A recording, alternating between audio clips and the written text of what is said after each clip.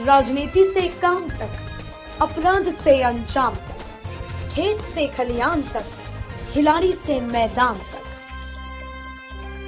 सितारों से आसमान तक, पल पल बदलती देश और दुनिया की हर खबर पीएन न्यूज लाइव पर।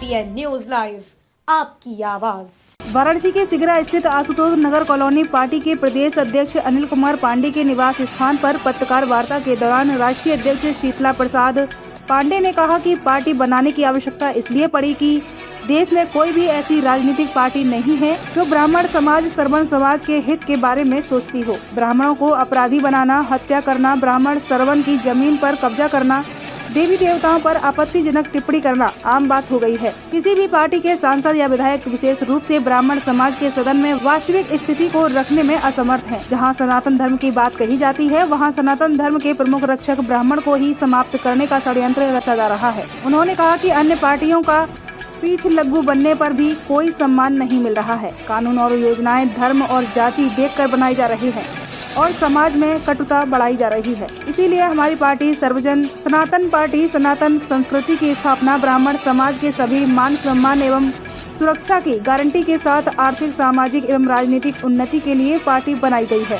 जो वसुधैव कुटुम्बकम की भावना को ध्यान में रखते हुए सबको सम्मान न्याय का अवसर प्रदान करेगी।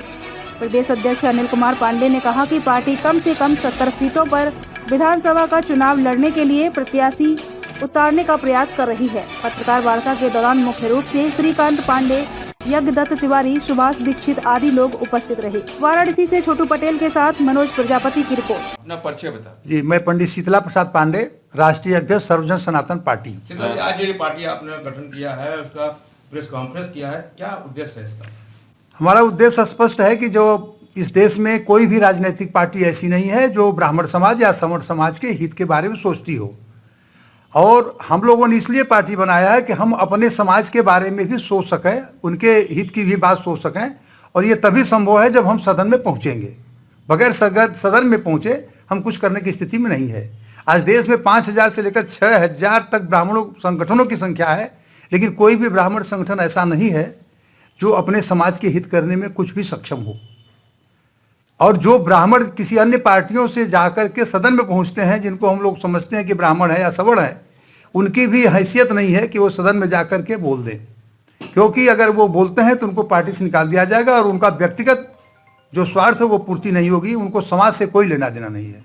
इसलिए हम लोग अपने समाज के साथ साथ पूरे सनातनियों को, पूरे देश की जनता को उसको सही न्याय दिला सके, उनके साथ अन्याय न होने पावे, इस उद्देश्य को लेकर के हम लोगों ने राजनीतिक पार्टी रजिस्टर्ड कराया है। तो कितने सीटों पे इस बार? अभी हमारा एक टारगेट है कि कम से कम 70 सीट पर हम लोग चुनाव लड़ा सकें, क्योंकि पार्टी भी नई आई है और निर्वाचन आयोग ने जिस तरीके से प्रतिबंध लगा दिया है, हमको अपने चुनाव चिन्ह जो हमारा सितार मिला है उसका प्रचार करने का भी अवसर नहीं प्राप्त हो पाया है। फिर भी हम प्रयास कर रहे हैं कि 70 कम से कम विधानसभा पर चुनाव लड़ा सकें।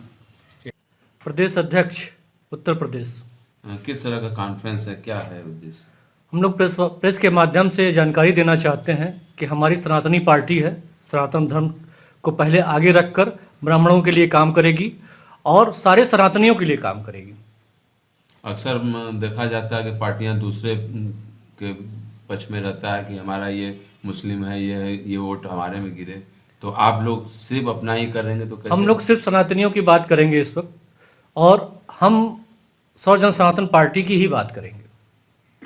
कितने सीटों पे इस बार? 70 से 80 सीटों पे इस बार हम चुनाव लड़ने की कोशिश करेंगे, जिसमें कि करीब करीब 10 सीट करीब फाइनल हो चुकी है अब तक।